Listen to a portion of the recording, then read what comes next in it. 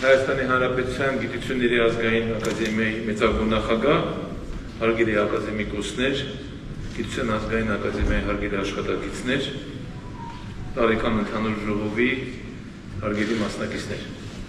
Ողջունում եմ ձեզ տարեկան ընդհանուր ժողովի կապակցությամբ։ Վստահ եմ, որ այս քննարկումները արդյունավետ կլինեն եւ կպատասխանեն այն բոլոր հարցերին, որ այսօր մտահոգում է ձեզ եւ ոչ միայն ձեզ, այլ նաեւ մեզ, եւ վստահ եմ նաեւ, որ ձեր աշխատանքային գործունեությունը արդեն դարձել է մեր աշխատանքային գործունեության մաս եւ մենք առանց գիտության ինչպես չենք պատկերացրել նախկինում մեր առօրյան եւ աշխատանքները հիմա էլ ավելի կախված ենք դառնում գիտությունից եւ իրականում այն հաշվետվությունը, որ ես լսեցի եւ այն թվերը, որ իմ ձեռքի տակ կան, խոսում են դրա մասին, որ իսկապես կարելի է ամփոփել կամ այս խոսքը կիրառել, որ իսկապես մենք ունենք արդեն ձեռքբերումներ գիտության բնագավառում։ Եվ այդ ձեռքբերումները ոչ թե պատահական են եղել, այլ դրանք եղել են հետևողական աշխատանքի արդյունքում, եւ այդ հետևողական աշխատանքի արդյունքում ձեր բոլոր այստեղ նստած Գիտության ազգային ակադեմիայի աշխատակիցների մասնակցության շնորհիվ է դա տեղի ունեցել։ Սովորաբար տարեկան ժողովներին լինում են եւ դրականը եւ բացասականը նշելը եւ կարծում եմ ընդհանուր առմամբ ընդունելի է, բայց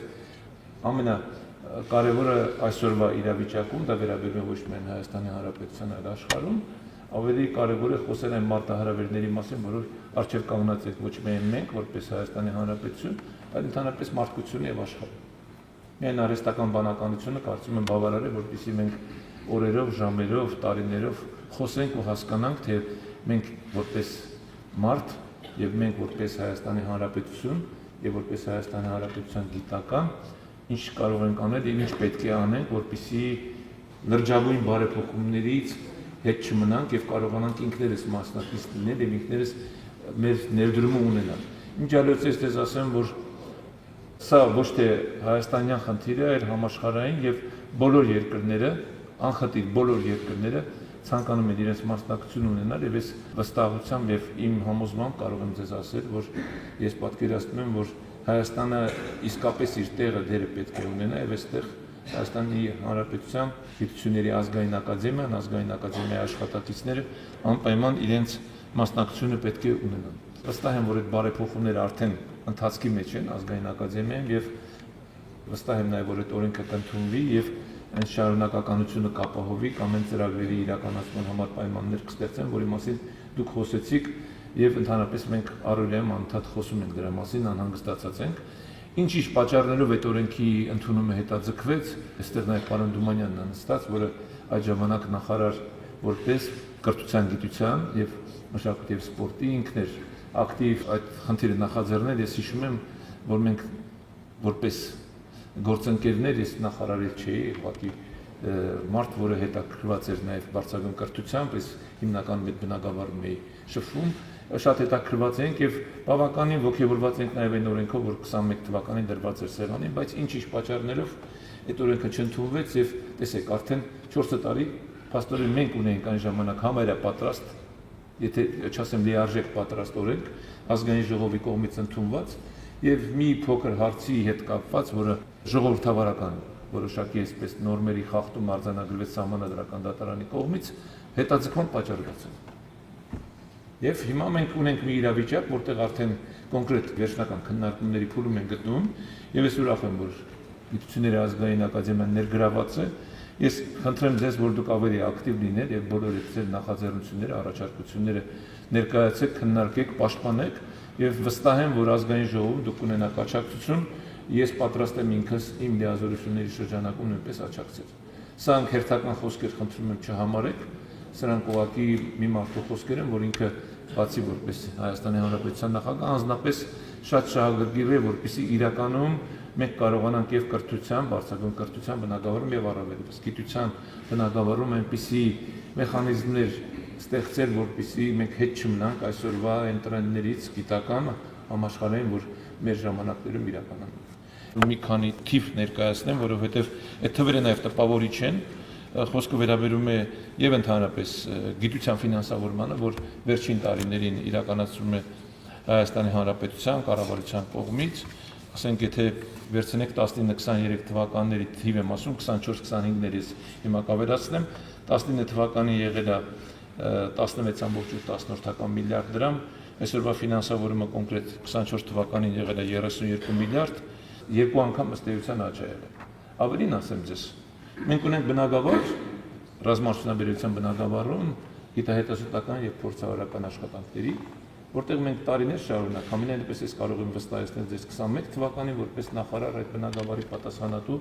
հետագայում էլ իմ ուշադրության կենտրոնում միշտ եղել այդ բնագավառը, մենք միշտ ունենք թերակատարում։ Սա կարող եք թվերը դուք նայել եւ պետական բյուջե հաշվետվությունների մեջ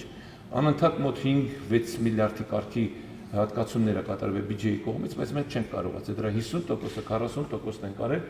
Ես վատ բան չեմ տեսնում դրա մեջ։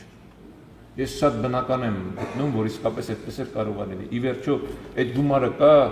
այն մարդիկ, ովքեր այդ բնակավարում զբաղված են, իսկ դա իրականում լրջագույն գիտահետազոտական աշխատանքներ է եւ նաեւ կիրառական առումով մեծ նշանակություն եւ մեծ պահանջ ունի Հայաստանի Հանրապետությունում, ուղղակի այստեղ մի խնդիր կա, որ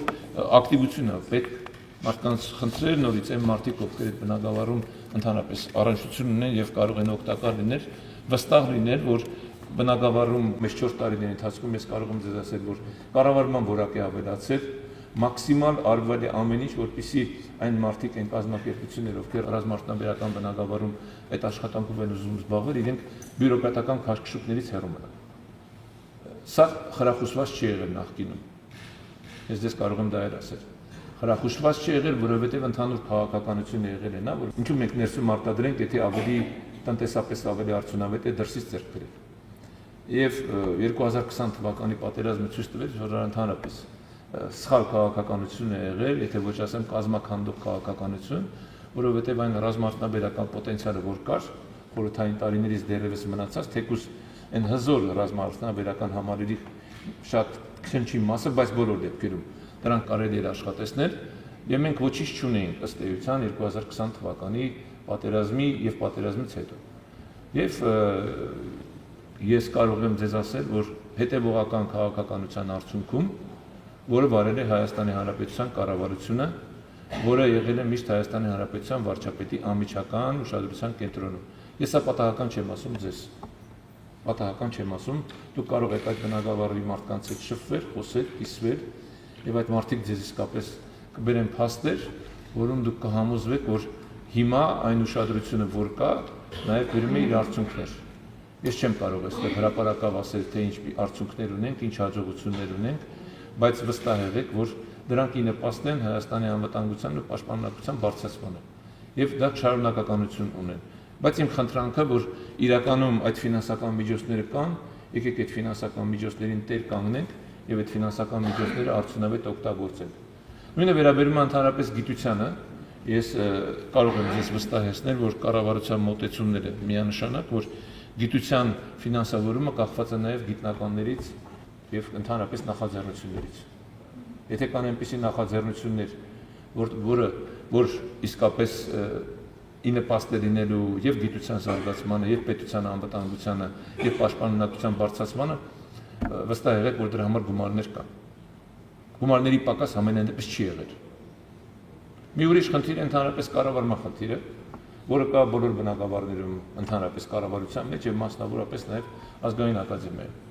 Ես լսում եմ պարոն Սաղյանի թվերը հատկապես բազային ֆինանսավորման այդ տնտեսական մասին, ջեռուցման եւ մնացած խնդիրներին իհարկե համաձայն եմ ձեզ հետ միանշանակ։ Արդյունք պահանջելու առաջ նախ եւ առաջ պետք է պայմաններ ստեղծվեն։ Դա միանշանակ է ամեն ինչ։ Մենք չենք ունեցել կրթական համապատասխան պայմաններ, բայց պահանջել ենք կրթություն, դրա համար կրթություն չենք ստացել։ Դա էլ իմացեք։ Այն դպրոցներում, որտեղ որ կրթվել ենք, կամ հետագայում 90-ականներից հետո մենք փորձել ենք կրթություն ապահովել, այդ դպրոցներում կրթության ապահովման համար համապատասխան միջավայր չի եղել։ Այդ դպրոցները չեն ջեռուցվել, այդ դպրոցները համապատասխան ենթակառուցվածքներ չեն ունեցել, ես չթվարկեմ ինչ չենք ունեցել։ Եվ դրա համար արդյունքը սա է եղել։ Խնդրում եմ սա էլ հաշվի առեք ու երբ որ մենք ինքներս մեզ քննադատում ենք, որը շատ դեպքերում չափանցնում ենք, բայց օբյեկտիվ լինենք եւ կարողանանք այս խնդիրները տարբերակել ու ճիշտ ճանապարհ ընտրել։ Եվ այն ճանապարհը, որը ընտրվել է, որը առանձնակի ուշադրություն է դարձնում այսօր ամենադրել են դպրոցաշինություն ընդհանուր առմամբ։ Ես գտնում եմ, որ ճիշտ մոտեցում է, ուրիշ խնդիր կա։ ընդհանուր առմամբ, ընդհանուր կրթական բարեփոխումների շրջանակում ինչ ձևով է դա արվում, ինչքանով է անհրաժեշտ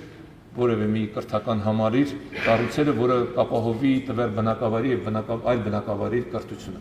բայց որ մենք պետք է ունենանք ամբողջական դպրոց կամ կրթահամալիր, որտեղ պետք է լինի ամեն ինչ ամենաբարձր մակարդակում, սկսած աթոռ սեղանից վերջացած նաեւ կրթության որակ, դասավանդման որակ, սա միանշանակ է։ Եվ եթե մենք ուզում ենք վաղվա մասին խոսել 15, 20, 30 տարի, իսկ մենք պարտավոր ենք միջազգային այսօր դրա մասին խոսել նաեւ, որտեղ առանձին երկրներում հիմա 50 տարվա հեռանկարներ են նախագծում, մենք մտածում ենք հիմա 5 տարվա հեռանկարների մասին խոսել, հիմա փորձում ենք նաև ավելի երկար ժամանակի մասին խոսել մինչև 35 թվական, նույնիսկ մինչև 40 թվական, բայց մյուս կողմից շատ խիստ քննադատության ենք արժանանում հետևյալ խոսքն է, մենք ինչ պոտենցիալ ունենք, որ կարող ենք պատկերացնել, թե ասենք 35-40 թվականին ինչ կլինի։ Սա էլ աշխարհի ընդհանուր այսպես տենդենսներից է, որովհետև ոչ ոք չէր կարող պատկերացնել 22 թվականին, որ տեղի կունենալար ինչ որ տեղի ունեցավ։ Կարող է 25 թվականին էլ 26-ին էլ ինչ որ լինի, 27-ին էլ, բայց դա չի նշանակում, որ մենք պետք է ռազմավարական մեր խնդիրները ձևակերպած չլինեն։ Բոլոր բնակավարները, մեծ նաև գիտության մեջ։ Եվ այստեղ է, որ ես պետք է խնդրեմ եւ ձեր աջակցությունը եւ նաև ձեր օբյեկտիվ գնահատականները ակադեմիական քաղաքի հետ կապված։ Դա այլ ընտրանք է, որից պետք չի խուսափել։ Դա հնարավորություն է, որը պետք է օգտագործել եւ օգնել։ Ինչքան էլ որ այլ կերպ ներկայացվի եւ հիմնականում ակադեմիական քաղաքը ներկայացում էր միավորումների ձևով գաղափարական ընդհանուր մոտեցումը մի կողմ էին թողում, որը սխալ մոտեցում էր, ես ասեմ, միանշանակ։ Ես ինքս հանդիսանում եմ Հայաստանի պետական տնտեսագիտական համալսարանի խորհրդի նախագահ։ Այնտեղ էլ այդ խոսակցությունները սկսեցին, երբ որ ակադեմիական քաղաքի մասին կար։ Ես ուղղակի այդ խոսակցությունները խնդրեցի փակել, համարել ոչ արդյունավետ եւ նույնիսկ ինչ որտեղ անիմաստ, որովհետեւ մենք կոնկրետ խնդիր ունեինք։ Մենք խնդիր ունեինք տնտեսագիտական համալսարանի կրթության որակը բարձրացնել, դարձնել մրցակցային ինստիտուտ կամ համալսարան։ Եվ այդ խնդիրը հիմա լուծում ենք։ Ես չգիտեմ ձեր տպավորությունները, բայց այն մարդիկ, ովքեր շփվում են համալսարանի հետ, կարծում եմ կարող են վերջին 2-3 տարվա ձեռքբերումների մասին իսկապես հաջողություններ արձանագրել։ Ես գտնում եմ, որ բոլորս մենք պետք է աշխատենք այսօր այն խնդիրների լուծման շուրջ, որի մասին ունենք մեր ռազմավարական ծրագրերում եւ որի մասին մենք մտածում ենք ու պետք է անենք։ Ակադեմիական քաղաքը նոր հնարավորություններ է տալու։ Ես ձեզ վստահեցնում եմ։ Նոր հնարավորություններ, նոր նաև մթնոլորտ իրավիճակ մի միջավայր, որտեղ որ ամեն ինչ կլինի եւ որը կարող է օգնի նաև այս բուխ գիտության միավորման արհեստական կամ ոչ արհեստական խոսակցությունների։ Ըստ էության, եթե մենք նայում ենք նաև ձեր աշխատանքային գործունեության մեջ այդ միավորումը կա ինչ որտեղ, որտեղ ձեզնից շատերը, եթե ոչ բոլորը մասնակցում եք տարբեր բուհերում, դասախոսում եք այնտեղ կամ լաբորատորիաներ եք ղեկավարում կամ բանբերներ եք ղեկավարում։ Այստեղ ուղղակի պետք է փորձել այդ միավորման ավելի արդյունավետ ձևը գտնել։ Օրինակ ես կարող եմ տնտեսագիտության ինստիտուտի մասին ասել, որի աշխատանքի արդյունավետություն պետք է մենք մտածենք ոնց ենք բարձրացնել։ Օրինակ ինքը տնտեսագիտական տարբեր բարձրագույն հաստատություններ, ինչու չեն կարող այդ ամեն ինչը միասին անել։ Ինչու այդ պոտենցիալը միասնական չօգտագործել։ Ասենք մենք ունենք ռազմավարական մի խնդիր, առաջարկվել է կառավարության կողմից եւ հիմա մեր արտաքին քաղաքականության հիմնական ուղղություններից մեկն է խաղաղության խաչմերուկը, որի ներկայացումը զուտ քաղաքական նպատակներով շատ հասկանել է, բայց իր տնտեսական պոտենցիալի մասին մինչև հիմա հաշվարկ չունենք։ Մենք կարող ենք այդտեղ ներդրում անել, թե ոչ։ Մենք կարող ենք հասկանալ դա արժի թե չէ։ Երկրորդ խնդիրը, որ միշտ հասարակության մեջ տարբեր ընկալումներ ամենում Հայաստան-Թուրքիա սահմանի բացումը։ Մենք կարող ենք այդ հարցի պատասխանը տալ, թե ոչ։ Քաղաքականը թողենք մի կողմ, տնտեսականը։ Ես կարող եմ էլի հարցեր թվարկել։ Ամենակարևոր հարցը, ասենք, մեր մոտ հասարակական արդյունքի բաշխման հարցը։ Պարոն Սուվարանին նայում այնց ես ուրախ եմ, որ մենք այսպես վստահ եմ եւ երբ խոսում ենք իրար հետ։ Ոնց է դա կատարվում։ Այսօր Հայաստանի Հանրապետության մեջ։ Կարող է դա է պատճառը, որ մենք սխալ մեխանիզմներ ենք կիրառում, որի արդյունքում մենք չենք կարողանում, ասենք, հիմնականում աղքատության թիվը պակասեցնենք, որտեղ մենք ունենք հիմա 24%-ի մոտ աղքատություն, որը հարյուր չի մեզ, մենք ունենք բարձր գործազրկություն, մոտավորապես 12%, էլի որը 100 չի մեզ, բայց խնդիրը հիմնովին պատճառը մինչև հիմա բացահայտված չի։ Դուք բոլորը տեսնում եք մեր մոտ տնտեսական ակտիվությունը։ Կարծում եմ սա վիճելի չի։ Դուք տեսնում եք իրականում են հաջողությունները, որ արձանագրվում են տնտեսության բոլոր բնագավառներում համարյա։ Բայց այդ ամեն ինչի ազդեցությունը չի բերում նրան, որ այդ իմ նշված աղքատությունը, նաև գործազրկությունը պակասի։ Ինչ որ մի բան այն չի։ Հիմա պետք է այս խնդիրը լուծենք, բայց մենք հիմա իրար հետ այս տնտեսագիտական բլոկի մասին եմ ասում, ես միանալու դեպքում ես վստահ եմ, որ արդյունքը շատ ավելի լավ է լինելու։ Այստեղ իհարկե կարող ենք քննարկել, տարբերակներ մտածել, բայց ես չէի ուզի, որ ընդհանրապես միավորման խնդիրը այլ կերպ ընկալվեր։ Եթե դրա մեջ կլինի արդյունավետություն պետք է անել, եթե չկա դրա մեջ արդյունավետություն, ուրեմն դա պետք չի անել։ Այս տրամաբանությամբ պետք է առաջնորդվենք։ Արհեստական միավորումներ պետք չի ստեղծել։ Իհարկե, առանձին դեպքերում լինում է, որ գիտեք, փորձում են ամեն մի կազմակերպություն, որը գործում է, ինքը արդարացնի իր գոյությունը, փորձում է ներկայանալի դառնա, բայց դրանից չեմ կարծում, որ ասենք որակ է փոխվում կրթության որակ կամ գիտական աշխատանքների որակ եւ այլն։ Մյուս հարցը, որին ես ուզում եմ անդրադառնալ եւ որը միշտ գիտությամբ զբաղվող մարդկանց մոտ հիմա ավելի շատ վիճելի է հրապարակված հոդվածների եւ դրա կիրառականության։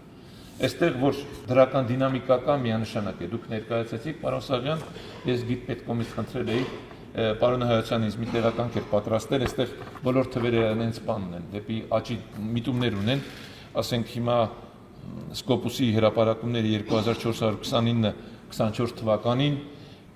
23 թվականին 1952, 18 թվականից վերցնենք 1300, 2400 եւ այստեղ բոլոր թվերը այսպիսի աճի միտումներ ունեն, որը շատ դրական է գնահատում։ Մյուս կողմից խնդիր կա, որ դա ինչի ենք մենք ուզում անպայման, որ այդտեղ հրապարակվի, ինչի մենք չունենք տեղական, նաև աճակցող հրապարակումների այսպես մոտեցում եւ այլն, բայց գիտեք ինչ կա, աշխարհում գիտնականին ճանաչում են իր հրապարակումները, դուք ինձնից ավելի լավ գիտեք։ Ես չէ որ այդ ճշմարտությունը ձեզ պետք է ասեմ։ Սրա կարիքը մենք ունենք։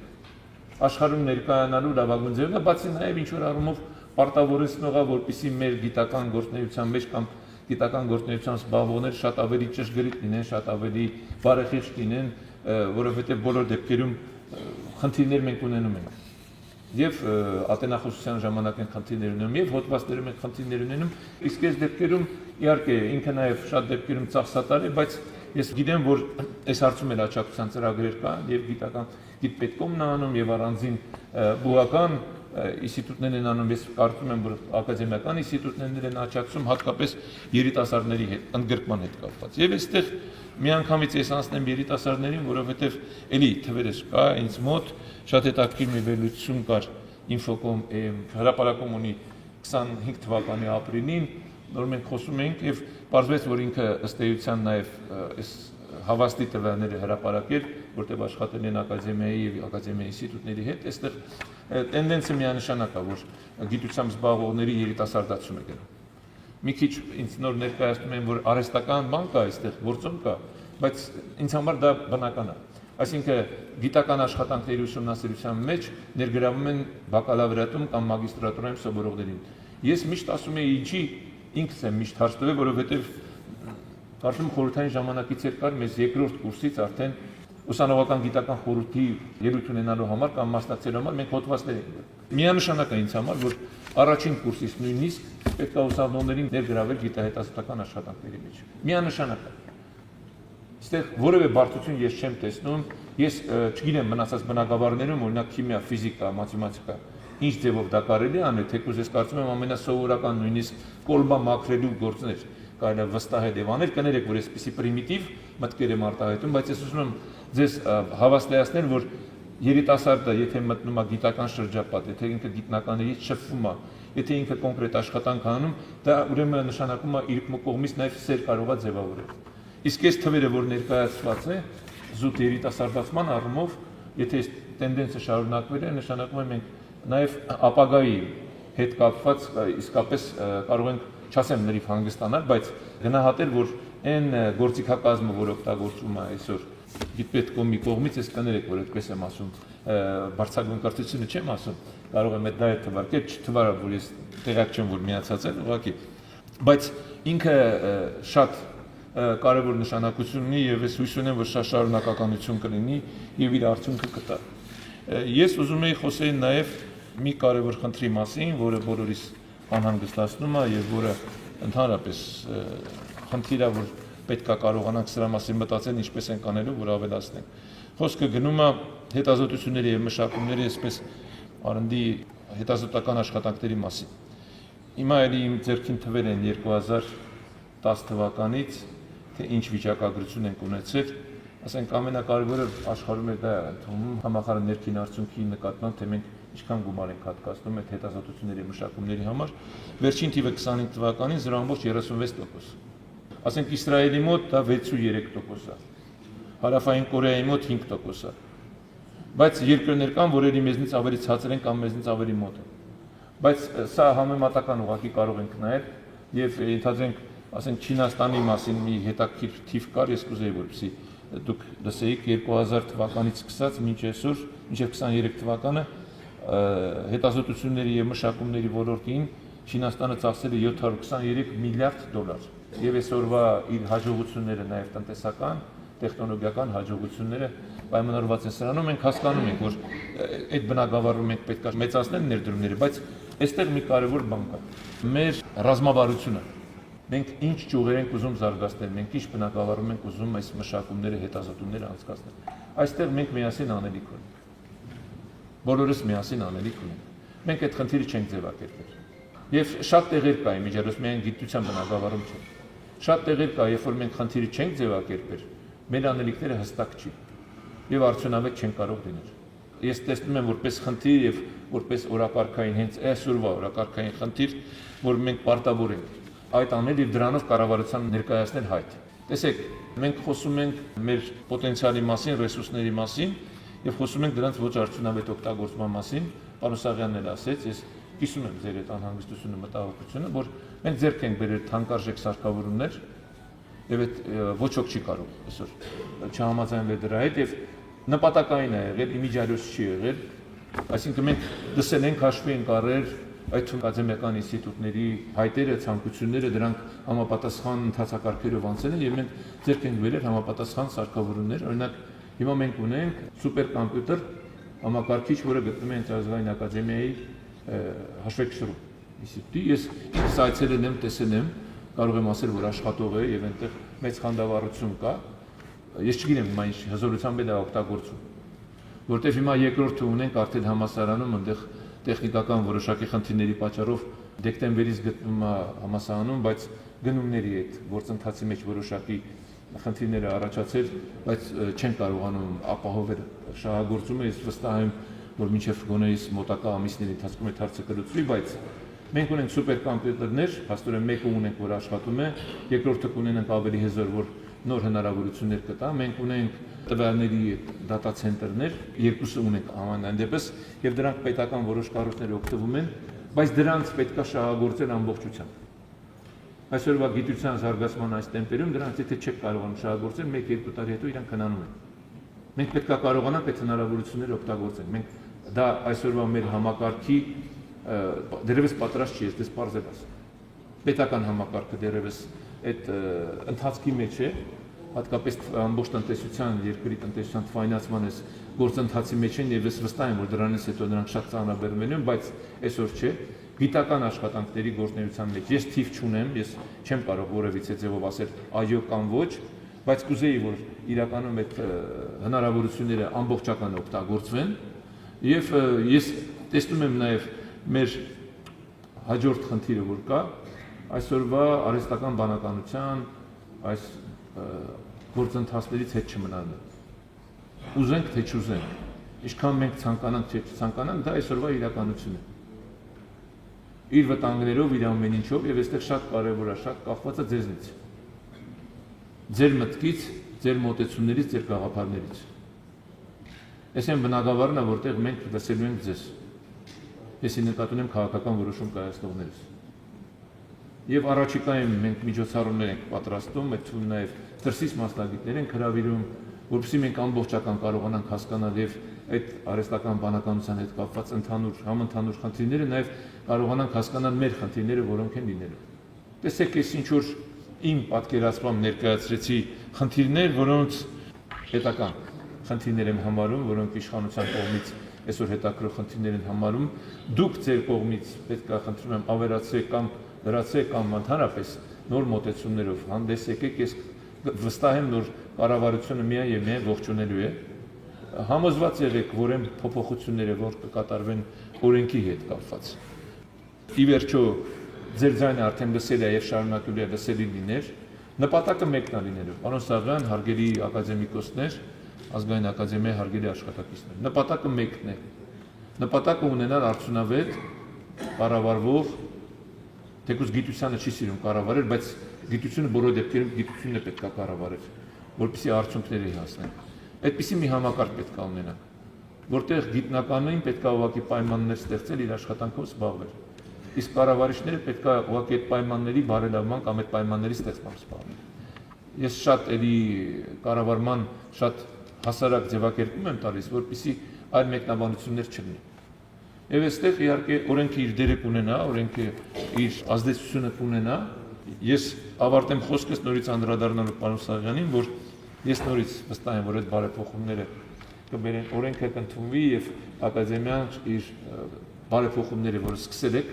որը արդեն արդյունք է տալիս, այդ բարեփոխումները իր տրամաբանական ավարտին կբերեն եւ դուք ուղղակի կմտնեք սովորական աշխատանքային ռիթմի մեջ եւ կզբաղվեք առօրյա այն աշխատանքով, որին դուք բոլորը ձգտում եք, որի համար ստեղծվել եք։ Շնորհակալություն եմ ուզում հայտնել բոլորիդ այս տարիների ընթացքում եւ 24 թվականի կատարած աշխատանքի համար, անկեղծ է իմ շնորհավորանքը, ձևի համար չի, մենք միշտ հպարտանում ենք մեր գիտության ձեռքբերումներով, ես հույս ունեմ, որ առաջիկայում ձեր աշխատանքի շնորհիվ մեզ այդ հնարավորությունից չեք զրկի եւ մենք կհպարտանանք Հայաստանի Հանրապետության գիտության, գիտական բնագավառի եւ գիտության աշխատողների նոր ձեռքբերումներով, մաղթում եմ ձեզ հաջողություններ, շնորհակալություն։